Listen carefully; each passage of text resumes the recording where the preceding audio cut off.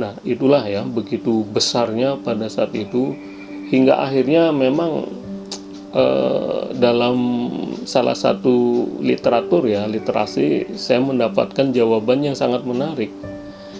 Begitu beruntunnya atau apa ya, persoalan, permasalahan, fase-fase kehidupan dan kesulitan sosial yang dialami oleh masyarakat Mesir, mulai dari terpisahnya provinsinya atau wilayahnya dari kekuasaan Turki Utsmani, dia harus menghadapi invasi Inggris, kemudian berbentuk kerajaan, dia harus mengadakan revolusi menjadi republik. Setelah republik itu berdiri, kemudian harus berhadapan-hadapan dengan Israel, Yahudi, kemudian juga dia harus berhadapan dengan 3 negara besar dunia ya, untuk merebut wilayahnya atau aksesnya terusan Suez ya. Begitu melelahkan, sehingga gambaran seorang peneliti dari Italia pernah mesimpulkan, masyarakat Mesir itu salah satu masyarakat atau orang di dunia yang cukup sabar ya. Dia memiliki perangai, dia memiliki karakter yang bisa menerima kondisi yang dia hadapi. Masyarakat Mesir itu ibaratnya itu seperti seseorang yang sudah sangat lelah menghadapi kesulitan hidup. Sehingga ekspresi atau respon yang dia jalankan sehari-hari adalah seperti manusia yang sangat penyabar. Anda kalau pergi ke sana, jangan heran kalau misalnya bertemu dengan orang Mesir itu, walaupun dengan amarah yang besar, emosi yang tinggi, itu tidak akan mungkin sebuah tangan mengepal kemudian menonjok ke diri kita ya, atau mungkin tangannya yang kekar, yang kokoh, yang besar itu akan menampar. Tidak akan terjadi ya, walaupun memang secara perundang-undangan di sana siapapun orangnya yang memukul itu terkena peraturan atau hukuman masuk penjara. Tetapi ini gambaran yang unik sekali dan mungkin hanya satu-satunya ada di dunia ya. Walaupun berdebat, walaupun bersih tegang, walaupun melakukan konfrontasi lisan ya, tidak ada bentuk kekerasan. Dan dalam kehidupan sehari-hari, seperti yang tadi saya gambarkan ya, daerah-daerah, wilayah-wilayah yang didiami itu hanya di sepanjang delta Sungai Nil kan padat. Belum lagi wilayah ibu kota yang memang di situ numpuk hampir 80% lebih ya penduduknya itu berada di sana, dengan tempat tinggalnya apartemen yang tingkat 2, 3, 4, 5, 6 sekian belas lantai ya, kemudian didiami oleh sekian puluh ribu ya manusia, tetapi bisa hidup berdampingan, bisa menerima apa adanya, dengan makan yang ya kalau menurut gambaran kita sih modern ya, tapi modern dalam arti memang mereka terbiasa dengan misalnya kehidupan mengkonsumsi roti ya, karena dari gandum itu, kemudian beberapa makanan sayuran yang sederhana, dan hampir tidak ada rasa rasa iri, rasa dengki ya, dengan misalnya seorang penjaga apartemen atau seorang pedagang sayuran atau masyarakat menengah paling bawah ya, itu melihat masyarakat menengah ke atasnya itu yang memiliki kekayaan yang cukup tinggi dan berbeda status sosialnya, tetapi mereka bisa menjalani ya, hampir tingkat kriminalitasnya itu sangat-sangat rendah.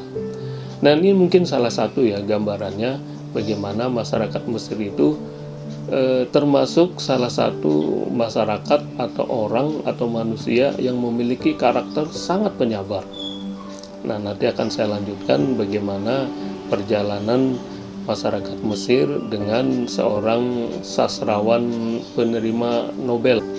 Baik, saya lanjutkan kembali dengan kondisi sosial ya, kondisi lingkungan yang terjadi di masyarakatnya Najib Mahfuz, yaitu kondisi sosial yang cukup unik ya. Bahkan ini akan menambah kesempurnaan keunikannya saat pemerintahan Republik Arab Mesir ya. RAM, Republik Arab Mesir itu lebih cenderung kepada ideologi sosialis.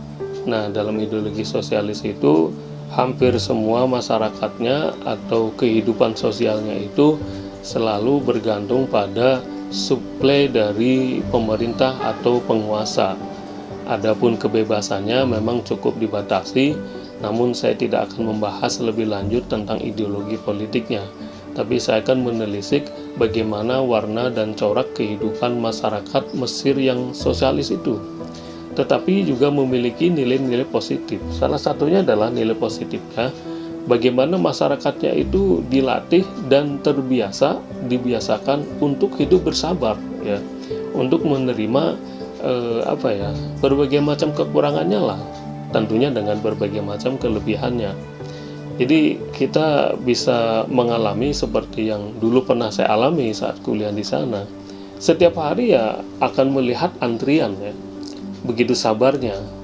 Namun mengantri ini tidak hanya memiliki nilai negatif. Ada salah seorang peneliti dari barat itu menilai, jika seandainya suatu masyarakat yang tidak bisa menerima kenyataan dengan mengantri, itu sangat lebih berbahaya. Kenapa? Dengan kecerdasannya, dengan keilmuannya, dengan berbagai macam kelebihan yang ada di diri manusia, kalau dia tidak sabar untuk mengantri, kecenderungannya adalah suatu saat dia akan menjadi seorang manusia atau karakter yang memberontak. Bahkan yang lebih bahaya daripada itu adalah mengambil hak-hak orang lain. Kenapa? Karena tidak terlatih untuk menjadi seorang penyabar. Bagaimana dia misalnya sementara mendapatkan sebuah posisi atau sebuah jabatan yang biasa-biasa saja, tapi karena dia tidak terbiasa untuk sabar, tidak terbiasa untuk mengantri, apa yang akan dia lakukan? Nah, ini adalah sebuah penilaian, sebuah sintesa dari seorang peneliti yang justru akan lebih mengkhawatirkan kalau melihat sebuah masyarakat yang tidak bisa untuk hidup mengantri, yang tidak bisa hidup untuk bersabar. Nah, kembali pada kehidupan masyarakat Mesir, ya. Kalau di sana itu ada sebuah misalnya urusan, ya, atau suatu transaksi, ya, dia akan menyebutkan gini tandanya, isbir itu artinya sabar. Jadi kita tidak boleh untuk memaksa, apalagi untuk ya lewat pintu belakang atau kemudian menyogok dan sebagainya. Dia harus bersabar, antri sesuai dengan antriannya. Atau kalau misalnya sudah selesai, ya masa waktunya, dibilang bukroh. Bukroh itu artinya sudah besok lagi. Ini kantor sudah selesai, sudah tutup. Nanti akan kita lanjutkan untuk esok hari. Walaupun sebenarnya kalau untuk kebiasaan kita, ya, secara manajemen modern itu akan kesal, akan mangkal, akan marah. Ini urusan kok nggak beres-beres. Dikit-dikit bilang nanti. Tapi ada beberapa nilai positifnya, ya. Nah, seperti yang pernah dialami oleh seorang Najib Mahfuz, ya, dia hidup di lingkungan masyarakat seperti itu. Seperti misalnya dalam lingkungan kehidupan yang lainnya, ya. Masyarakat Mesir itu hidup, ya, dan mulai kehidupannya itu tidak tidak ngongso, ya, tidak maksa seperti halnya masyarakat dunia yang lainnya. Dia hidup cukup santai. Bahkan begitu santainya kalau kita, ya, melihatnya orang yang dari Indonesia, bagaimana subuh itu sudah harus siap siaga untuk meluncur pergi ke tempat kerjaan kita. Bahkan ada yang sebelum subuh. Artinya apa? Pagi buta itu, matahari sebelum terbit, kita tuh sudah bergegas untuk pergi ke tempat kerja kita, pergi ke tempat usaha kita, pergi ke pasar, pergi ke tempat-tempat yang lainnya. Tapi mereka itu unik. Anda tidak bisa membayangkan pagi buta itu masih sepi. Ya, baru sekitar jam 8, jam 9 itu kantor-kantor baru mulai buka. Ya, sekolah, kampus itu baru mulai buka. Dan tidak hanya itu, ya, di banyak kantor, di banyak kementerian atau di beberapa lembaga, hampir semuanya Begitu masuk kerja jam 8 ya, jam 9, jam 10 itu istirahat. Pagi menjelang siang istirahat lagi itu. Karena begitu santainya ya. Saya tidak tahu apakah di sini definisi santai di sini adalah karena memang apa ya, cukup lelah mereka menghadapi gelombang kehidupan yang begitu deras, begitu kuat ya, dari zaman ke zaman. Seperti yang tadi saya ceritakan di atas. Jam 10, jam 11 itu ya dia istirahat, minum teh, minum kopi, atau bahkan makan kue ya, atau sarapan pagi menjelang siang.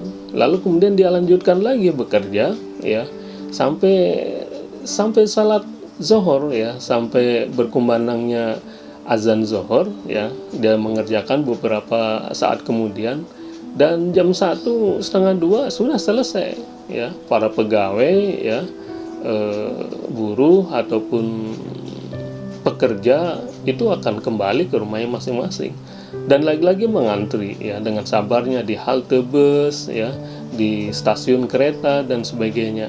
Dia jalani dengan santai saja seperti itu, dan itu terjadi setiap hari. Nah, adapun dalam dunia usaha perekonomian ya, ini akan lebih mencengangkan lagi bagi kita ya kalau melihat tradisi yang unik. Sekitar jam 9, jam 10 itu ya, toko-toko ya, kemudian perkantoran-perkantoran yang bergerak di bidang bisnis ya, ekonomi baru buka. Ya, jam 11, jam 12 baru ramai. Baru kemudian sampai sore, malam-malam pun nggak sampai larut malam ya. Jam 9 itu sudah tutup ya. Setengah 10, jam 10 itu sudah sepi jalanan pertokoan atau pusat-pusat pertokoan ya. Anda jangan sampai membayangkan suatu saat ke sana jam tengah malam itu pergi ke pusat pertokoan, tidak ada ya. Yang ada adalah kafe-kafe, dan kafe-kafe itu adalah bentuknya ini ya, semacam tempat minum ya, tempat minum bukan makan, walaupun di sana juga tersedia beberapa makanan ya. Ya, bangku seperti ini ya dijajar, kemudian di situ disediakan minuman teh, terutama ya teh dan kopi, atau kemudian jus ya kalau di musim panas. Kemudian satu lagi kebiasaan mereka itu rokok sisa, bukan rokok ini ya filter atau sejenisnya, tapi dia berbentuk seperti ada selangnya ya, dan dihisap. Kemudian di ujung selang itu nanti ada sebuah tempat kecil, di situ akan ditaburi serbuk-serbuk dengan berbagai macam aroma ya, aroma apel, aroma jeruk, aroma macam-macam ya, lemon ya. Kemudian nanti ada tabungnya di bawahnya berisi air, sehingga di situ ya sama seperti sedang merokok ya, mengeluarkan asap dengan aroma yang segar. Nah, itu kafe-kafe ya yang ada, baik itu di pinggiran jalan maupun di tengah-tengah perkampungan ya, wilayah yang mereka tempat tinggali. Hanya itu ya yang ramai ditempati, yang dikunjungi oleh masyarakat Mesir. Nah, salah satunya itu ya yang menjadi tempat persinggahan seorang Najib Mahfuz setiap harinya setelah dia menyatakan diri untuk pensiun dan melanjutkan dalam dunia tulis menulis. Saya akan lanjutkan bagaimana Najib Mahfuz dalam tahapan berikutnya. Kondisi sosial masyarakat yang dialami oleh seorang Najib Mahfuz seperti yang tadi sudah saya bahas secara sepintas dan agak sedikit rinci ya, bagaimana fase-fase kehidupan masyarakat Mesir yang pernah dilaluinya, termasuk oleh seorang Najib Mahfuz. Kurang lebih itulah yang akan menjadi tema bahasan tulisan dari karya-karya Najib Mahfuz berikutnya. Dia benar-benar telah merekam, telah mendokumentasikan, dan sanggup bisa membahasakan kembali dalam dunia sastra, menggambarkan kehidupan nyata masyarakat Mesir sehari-hari. Ya, memang dalam beberapa tulisannya itu banyak sekali juga warna-warna politik, sosial, budaya, bahkan agama ya. Tetapi secara keseluruhan inilah yang salah satu menjadi penilai utama kenapa dia mendapatkan Piala Nobel yang sangat bergengsi itu ya. Dia dinyatakan itu memang memiliki kepedulian, kepekaan sosial yang sangat tinggi. Bisa dibayangkan ya bagaimana pengakuan dia. Dia akan menulis kalau seandainya masyarakat sosialnya, negaranya, bangsanya masih terjadi gejolak politik, sosial, budaya, agama, dan seterusnya. Tetapi sebaliknya, dia akan berpuasa menulis atau tidak menulis kalau seandainya kondisi bangsanya, kondisi masyarakatnya itu membaik. Dan itu pernah dilakukannya selama kurang lebih, kalau nggak salah 5-7 tahun ya. Dia vakum menulis, sama sekali tidak mengirimkan tulisan. Walaupun dia seorang jurnalis, walaupun dia seorang novelis, dia seorang penulis yang handal. Dia adalah seorang editor salah satu surat kabar terbesar di Mesir dan di Timur Tengah. Tetapi prinsipnya ini memang sangat unik ya. Kondisi saat itu dia mengatakan cukup mengembirakan. Bahasanya itu kondisi masyarakatnya, kondisi bangsanya itu cukup mengembirakan. Sehingga apa? Dia berpuasa untuk tidak menulis selama kurang lebih 5-7 tahun. Tapi setelah itu dia melanjutkan menulis lagi. Berarti apa? Pertanda memang kondisi masyarakatnya, bangsanya itu sudah mulai berbagai macam ketidakadilan, ya, kesewenang-wenangan, kemudian berbagai macam persoalan, ya, masalah, masyarakatnya dizalimi, bentuk-bentuk ketidakadilan, sosial kesejahteraan sudah tidak diperhatikan, dan seterusnya. Nah, maka karya-karyanya itu cukup besar ya. Kalau dalam beberapa referensi disebutkan itu dia sampai menulis kurang lebih 70 cerpen ya, cerita pendek. Belum lagi dalam karya fiksinya itu disebutkan sampai 46 dia menulis karya fiksi. Kemudian 30 naskah drama. Nah, dari sekian puluh karya-karya sastranya itu saya bisa mengambil kesimpulan memang ada beberapa tahapan yang pernah dia lalui. Yang pertama adalah fase atau tahapan dia menulis sebagai periode romantisme. Nah, paham romantisme ini atau periode romantisme ini dia pada saat awal-awal menulisnya, awal-awal masa usia mudanya. Dia menulis tentang kehidupan Mesir kuno, bagaimana nostalgia masa lampau masyarakat Mesirnya dengan berbagai macam pencapaian-pencapaian yang sangat luar biasa lah. Ya, kita bisa mengakui ya bagaimana peradaban Mesir kuno seperti apa, bagaimana kehebatan keadiluhungan nenek moyang Mesir seperti apa ya, bagaimana dibangunnya piramid, Sphinx, apalagi kalau kita menuju ke pusat kerajaan yang ada di Luxor, Aswan, dan seterusnya dan seterusnya. Lalu kemudian periode yang kedua adalah periode realisme.